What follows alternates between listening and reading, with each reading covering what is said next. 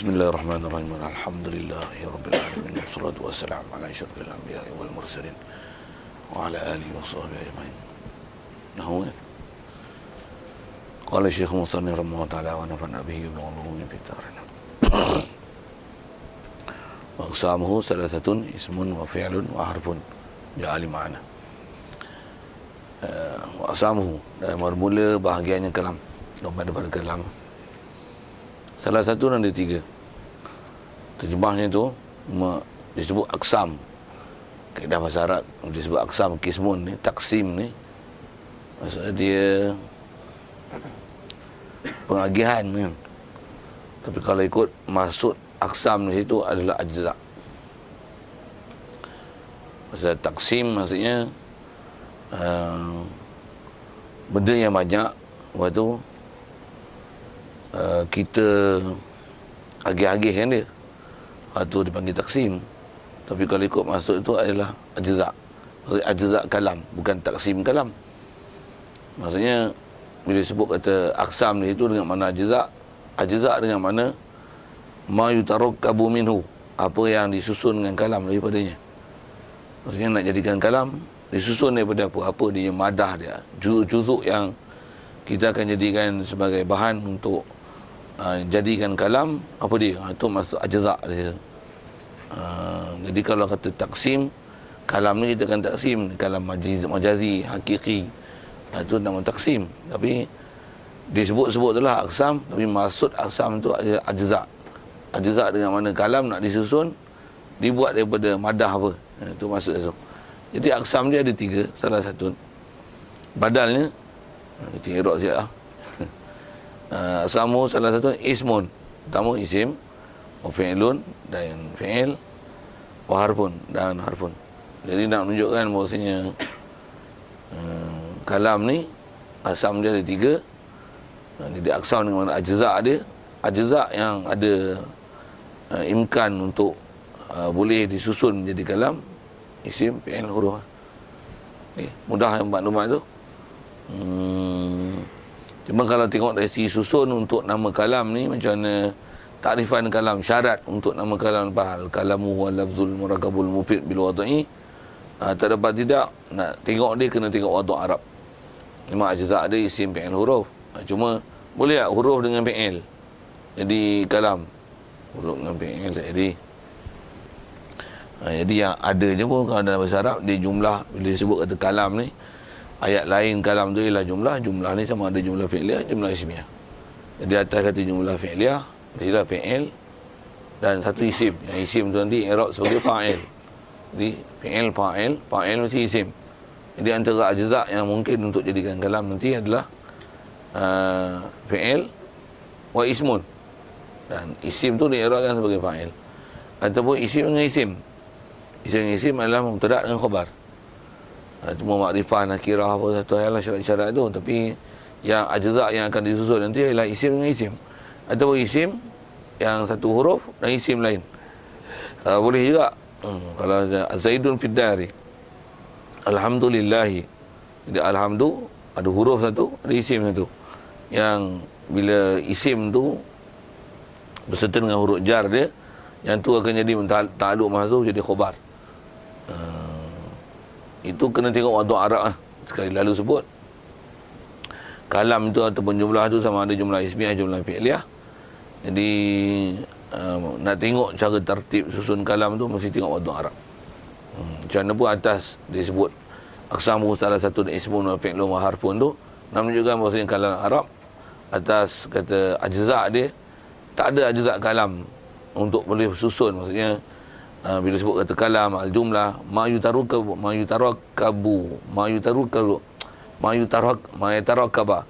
apa yang tersusun kalam, ma yutarakkabul kalamu anhu, tiga je, isim, fi'il, huruf. Kalau ada yang keluar daripada itu pun, dia takkan lari daripada ta'arif tiga ni.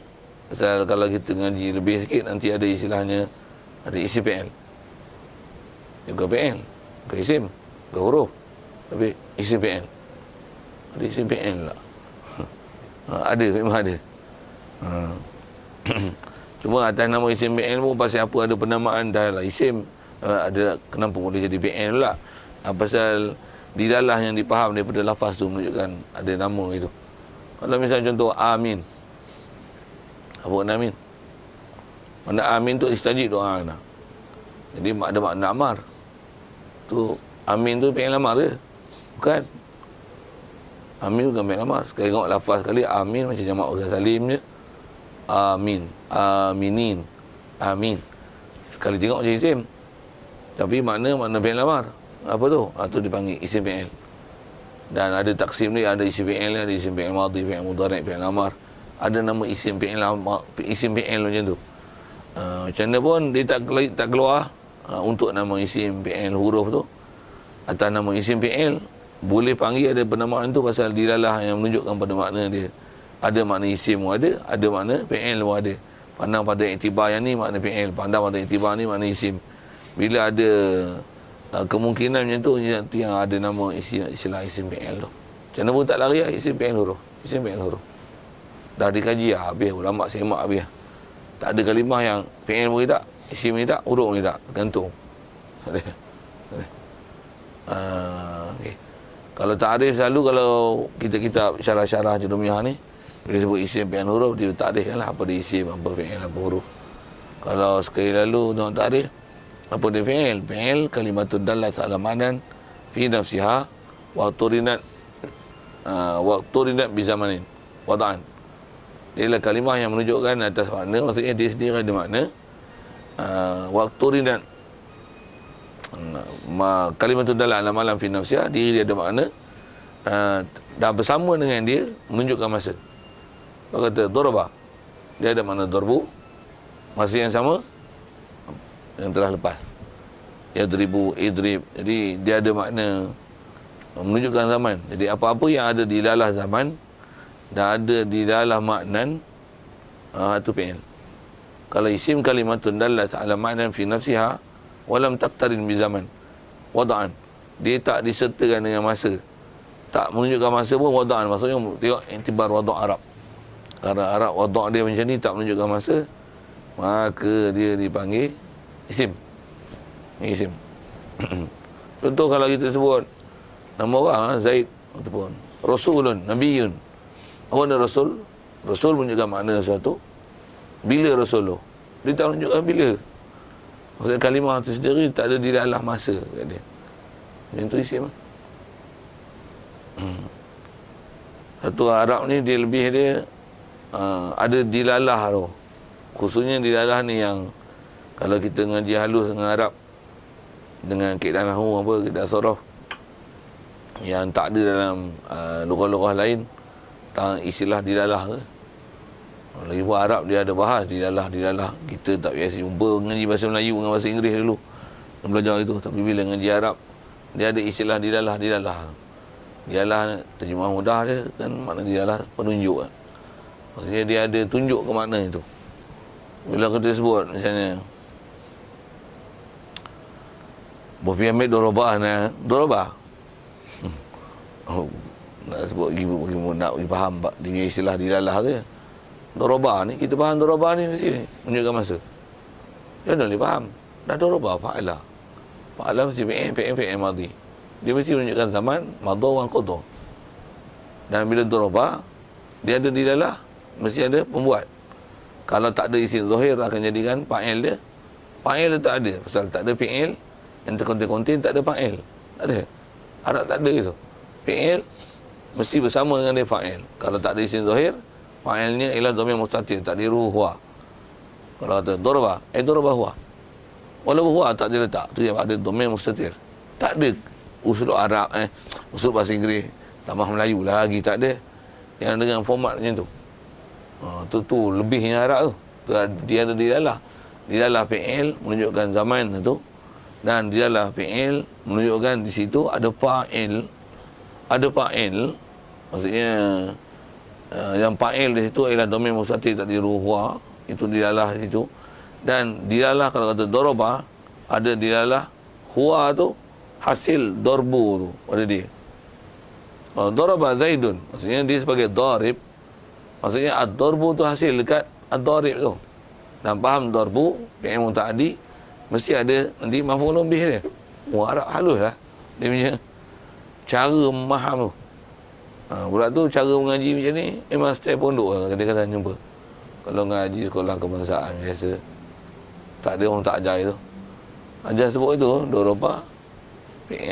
Dia ajar bahasa Melayu. Tak ajar dengan kaedah memahamkan kalam Arab, mengikut usul Arab, zuk Arab, qawaid Arab, usulub Arab. Dia tak faham dengan itu. Satu, dia hanya akan halus kalau macam sebut tadi lah. Doroba je pun. Kalau faham macam tu pun, kalau kita dah biasa dengar, tak apa, mudah faham tu. Kalau kita tak pernah belajar bahasa Arab, apa benda ke, PL, ada fa'il. Tapi kalau kita dah biasa dengar, macam tu ke? Dia kena faham macam tu. Maksudnya kita bukan faham sebiji-sebiji. Tapi sebiji-sebiji tu maksudnya ambil satu je, tak. Tapi bila sebut Doroba, dia ada di dalam zaman Doroba, PL mesti ada fa'il. Dan fa'il dia bila tak ada isim zahir, mesti fa'il dia domir mustatir, takdiruhu huwa. Dan domir itu adalah domir takdiruhu jawazan. Jawaz pasal kalau ada isim zahir jadi fa'il, isim zahir itu jadi fa'il. Kalau tak ada isim fa'il, tak ada isim zahir yang akan jadi fa'il, maka fa'il ni adalah domir mustatir, takdiruhu huwa. Masa tu dipanggil jawaz tu. Ada hukum pula jawaz pula. Ada yang ketika wujub. Dan bila sebut kata Doroba, mestilah fa'il itu hasil pada dia ad-darbu. Tu dilalah dia.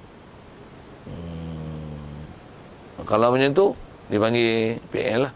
Jadi kalau sebut Rasulun, faham Rasul tu Rasul atau istilah seseorang yang membawa utusan, atau dipanggil Rasul. Itu istilah dilalah. Dan dia Rasul tak menunjukkan zaman. Kalimah hadis tu. Pasal dia tak menunjukkan zaman. Pasal dia Rasulun. Dia bukan Rasalah. Kalau Rasalah, Arsalah, dia menunjukkan zaman. Jadi nak boleh faham Rasalah ke Arsalah, ada menunjukkan zaman, tak menunjukkan zaman. Adakah dia sirah PN ke surah isim ke. Yang tu ngaji lama sikit lah. Nak sebut gitu lah. Macam mana boleh kena Arsalah, Rasulun, tak menunjukkan zaman. Macam mana nak tahu? Tak tahu tu kena tengok sirah Arab, mana yang panggil isim, mana fi'il. Macam mana pun dari segi takrif isim, dia tak menunjukkan zaman, dia hanya menunjukkan makna fi nafsiha. Jadi Rasul maksudnya kita boleh faham ini adalah istilah untuk penamaan satu makhluk yang Allah Ta'ala bagi wahyu kepada dia, dan bersama masa yang sama diperintahkan dia untuk dia menyampaikan ada satu syariat baru berbanding dengan Nabi dan Rasul sebelum dia. Maka dia namakan Rasul pada dia. Dia cakap tu kan. Dia menunjukkan mana kalimatun dalat ala makna fi nafsiha. Dia tak menunjukkan apa-apa zaman. Hak tu dipanggil isim. Kalau huruf, dia kalimatun dalat ala makna fi ghairiha. Dia satu kalimah yang menunjukkan makna bukan pada diri dia. Dia sendiri dia tak ada makna. Tak ada makna maksudnya dia tak ada dilalah haqiqah syai'. Tak menunjukkan kata realiti, definisi sesuatu. Kalau kita sebut Rasulun, maksudnya ada benda kan? Sama ada benda ataupun isim ni yang kalimatun dalah ala makna fi nafsiha ni, dia menunjukkan sifat sesuatu. Ada, maksudnya ada something there. Sama ada sifat, zat. Maksudnya ada sesuatu yang boleh dipaham, boleh ditunjuk situ. Tapi bila huruf, sama ada huruf jar ke, huruf istifham ke, huruf istisna ke, apa saja huruf yang istilah huruf dalam Arab, dia tak menunjukkan makna tu. Terjemah ada. Jadi makna di situ bukan menunjukkan terjemah, bukan. Ja'a li makna, maksudnya ja'a di kalimatun dalas kalimatun dalas ala maknan fi nafsi fi ghairiha. Dia menunjukkan makna tu maksudnya dia tu sendiri tak menunjukkan apa-apa benda, sifat, tak ada. Kalau kita sebut lebih mudah, fi, terjemah kita dalam. Dalam tu apa dalam? Tunjuk dalam. Tak. Dalam ni dia iktibar. Atas, dia istilahnya iktibari.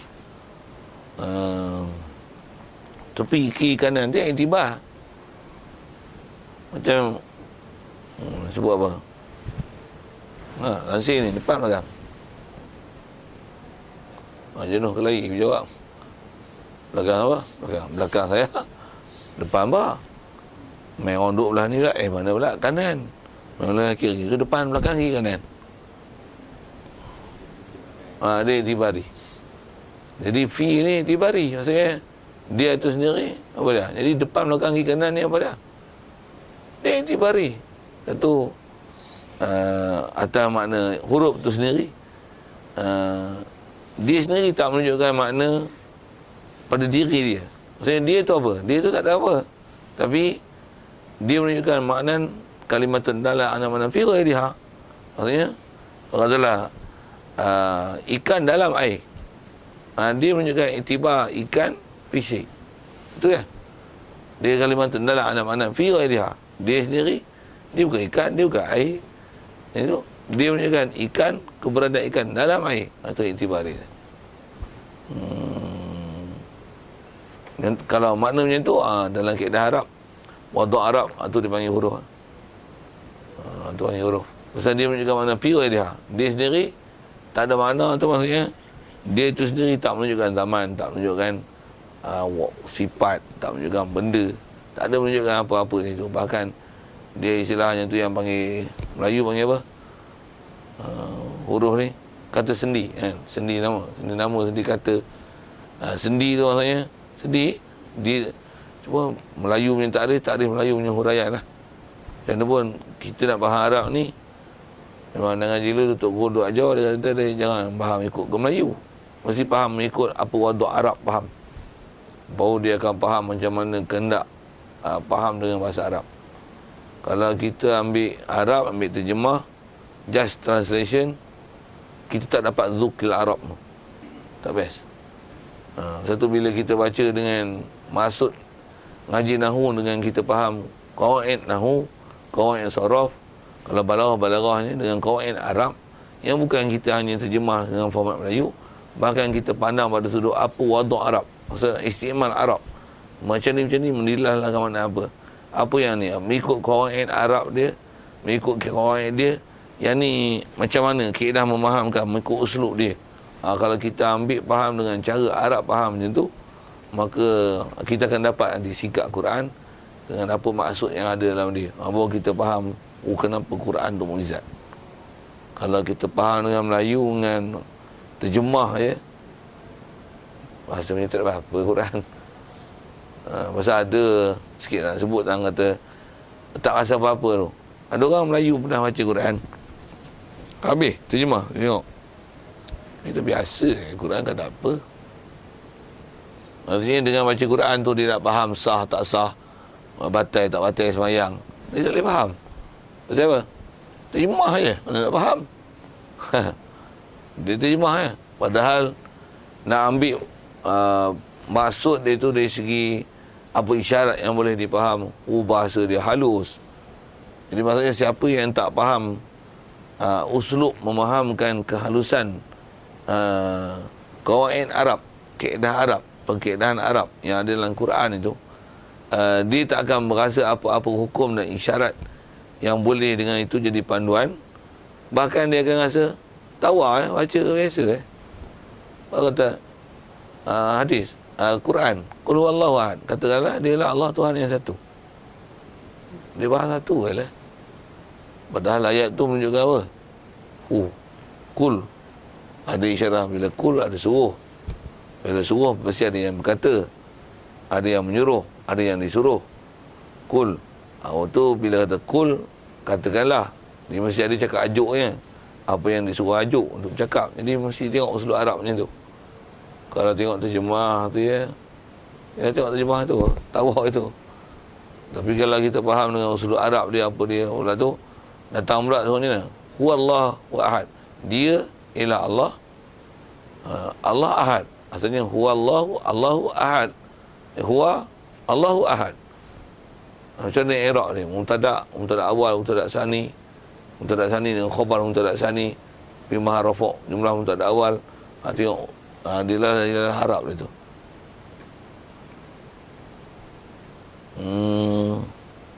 Dengan faham itu baru nampak apa isyarat yang ditunjuk. Pula tu usuluk yang macam tu biasanya dia atas penceritaan, dia atas sesuatu soalan. Pula tu memang ada suruh jawab. Baru kita faham mesti ada sebab nuzul. Wah, halus harap. Nak cerita tu kan takut tinggi sangat. Tak sampai lah.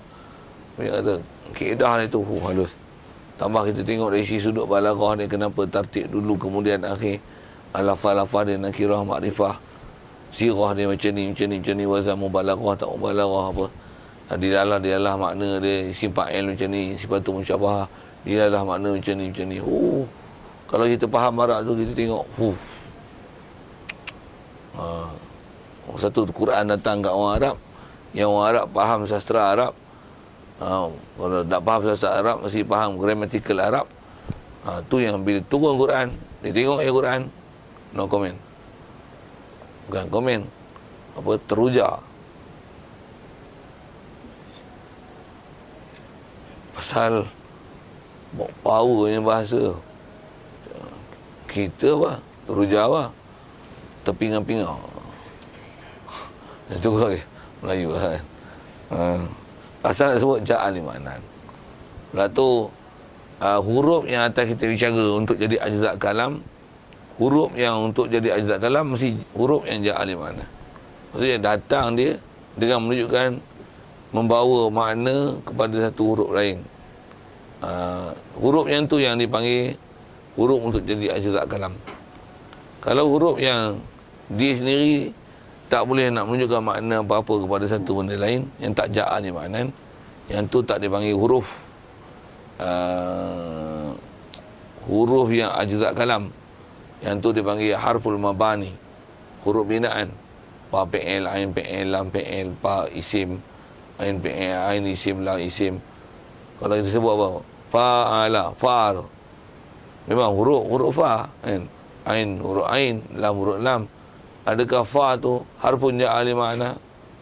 Tak. Fa bukan harfun ja'al limakna. Fa'ilah, pa isim. Kalau fa'ala, pa fi'il, ain fi'il, lam fi'il. Isim, adakah dia harfun ja'al limakna? Tak. Pasal fa'ala tu, misal bukan fa tu kepala, ain tu badan, lam tu kaki. Tak, dia tak menunjukkan makna itu. Kombinasi dia menunjukkan makna. Dan dilalah dia menunjukkan zaman, dia ialah fi'il. Tapi kalau fa'ala satu-satu tu, dia tak menunjukkan apa-apa makna. Kombinasi dia boleh jadi makna. Jadi kalau kata harfun ja'al limakna ni, harfun yang macam mana? Harfun yang dia mengikut waduk Arab, dia menunjukkan mana? Kalau kata indaka ta'am, ilahum ma'allah, isi faham. Dilalah pada isi faham. Bismillah, ba, dengan mana iltibas. Maksudnya, mesti dengan alat, dengan istikmal syait. Ba ada dilalah dengan mana guna satu. Jadi ada makna macam tu. Satu yang harfun ja'al limakna, dia jadi ajza' kalam. Fi menunjukkan syai', kaun syai', fi syai'. Betul makna fi. Ala, kaun syai', fauqa syai'. Apa seumpama di dalam macam tu. Tu baru harfun ja'al limakna. Kalau kata Zaidun, Zai ya dal, Zai, itu bukan harfun ja'al limakna. Itu dipanggil harful mabani. Istilah mabani tu mabnaya ni, mabani. Huruf-huruf binaan. Huruf binaan, huruf untuk tertibkan dia, susun untuk membentuk kalimah fi'il atau isim. Itu dipanggil harful mabani. Satu bila sebut kata mana dia harfun ja'al limakna ni, kena tengok waduk Arab lah. Jangan lupa selalu kalau kita ngaji nahwu, huruf yang paling awal disebut huruf jar. Pasal dia istilah common knowledge di kalangan Arab. Bila sebut huruf yang tak dapat tidak mesti dikenal di kalangan orang Arab adalah huruf jar. Huruf jar ni, tu kata dia satu benda yang sangat common lah. Apa lagi bahasa common ni? Yang sepatutnya siapa orang tak kenal ngaji nahwu, tambah orang Arab tak kenal huruf jar majrur, masya-Allah. Balaun alaik. Balaun mubayyak kasih laknatullah alaik. Siapa? Alah huruf jar tak kenal, leceh sungguh. Tu bahasa dia. Pasal nak sebut dia mesti harfun, asal bicara mestilah harfun ni yang ja'al limakna. Jadi kalau tak ja'al limakna, tu tak dipanggil harf untuk jadi ajza' kalam. Jadi tak, dia atas definisi kita sebut kalimatun dallat ala ma'nan fi ghairiha. Tapi di atas kata harfun ni untuk jadi ajza kalam, Imam Hasan Al-Jurumiyah disebut harfun ja'a li ma'nan. Jadi kalau syarah tu boleh lah. Maksud ja'a li ma'nan, ja'a li ma'nan, li ma'nan, li dalalati ala ma'nan fi ghairiha. Jadi masuk ja'a li ma'nan tu maksudnya dekat dia bukan harful mabani, bahkan fihi syai' minal ma'nan. Cuma dia sendiri tak dilalah ala syai', sama ada fi'il atau isim. Cuma dia dilalah fi ghairiha. Jadi dialah ma'nan tu, dialah ma'nan fi ghairiha. Jadi syarah macam tu, ya tu. Ya tu. Tapi kalau istilah Arab, dia tak bagi takrif huruf macam tu. Huruf ja'ali mana? Fahamlah. Dilalah dia mesti dia jadi wasitah untuk menunjukkan makna i'tibari pada syai'. Tapi atas untuk jadi ajza' mesti dengan sebutan perkataan itu lah. Mesti harfun ni harfun ja'ali makna. Maksudnya harfun mabani laisa yusamma ajza' kalam. Soal ada. Makna fi nafsiha, maksud pada diri dia ada menunjukkan makna. Maksudnya ada di dalam itu dia adalah fi'il. Kalau istilah suraf ni kalau disebut dia adalah fi'il. Kalau doroba tu dia adalah apa? Dia ada istilah di dalam madah, di dalam hay'ah. Madah apa? Doroba ada doroba tu, ad-darbu tu. Itu madah ni root asal, bahan mentah dia. Asal bila doroba mesti ada ad-darbu, mesti maksudnya mesti ada. Dan doroba agak faham apa? Diberikan zaman qada wa qada. Kalimat tu dalal ala ma'nan fi nafsiha. Jadi dilalah tu, dalat tu dialah apa? Dialah ad-darbu kalau doroba. Itu fi nafsiha. Waktu rinat bi zamanin. Disertakan dengan masa. Disertakan dengan masa maksudnya bila sebut doroba, apa lagi dilalah dia? Faham? Doroba dia menunjukkan dalal ala syai' qada wa qada. Madha wa qada. Dah berlalu dan berlepas. Macam mana nak faham itu? Tu ada Arab. Arab guna macam tu. Kalau orang kita sebut bahasa Inggeris. Right, wrote. Right tu bila? Right present tense. Wrote past tense. Cuma orang putih dia present tense past tense je. Arab ditambah tu, dia ada right, dia adalah madah dia maksudnya kata right dah katabah misalnya. Yang putih lah. Kalau sebut katabah, dia menunjukkan mana kitabah. Besar katabah mesti ada kitabah. Dan faham katabah, maksudnya zaman ni qada wa qada, madha wa qada. Lepas tu bila sebut katabah, mesti ada katib. Katib masih wujud. Madha wa qada, madha. Madha wa qada, qada wa qada. Dia tu kan. Jadi ada makna kitabah. Dia ada dilalah zaman madha wa qada, dan di situ dia ada, jadi dilalah madha wa qada itulah dipanggil dilalah hay'ah. Maksudnya menunjukkan hay'ah dia. Hay'ah dia bila? Hay'ah dia menunjukkan madha wa qada. Dan dia ada dilalah irtibaq. Irtibaq maksudnya mesti ada dilalah mengikut kaedah Arab, dia ada isnad. Bila sebut darabah mesti ada fa'il. Apa sajalah contoh darabah tu, contoh komen lah untuk kalau ngaji pondok ni, itu ada darabah dulu kena hantam. Nama pun darabah, memang kaedah hantam. Darabah pula Zaid, ada doa ziyadah tu, mudah-mudahan tambah sikit lah itu. Itu kot. Allah. Yang sampai dia memang faham ajza kan, tak boleh memahamkan aksar. Tak. Kalau kita faham bahasa, kita keluar darabah tu dah macam jadi kalam tam. Jadi mana aksar tu Ajza. mudah dengan mana ajza.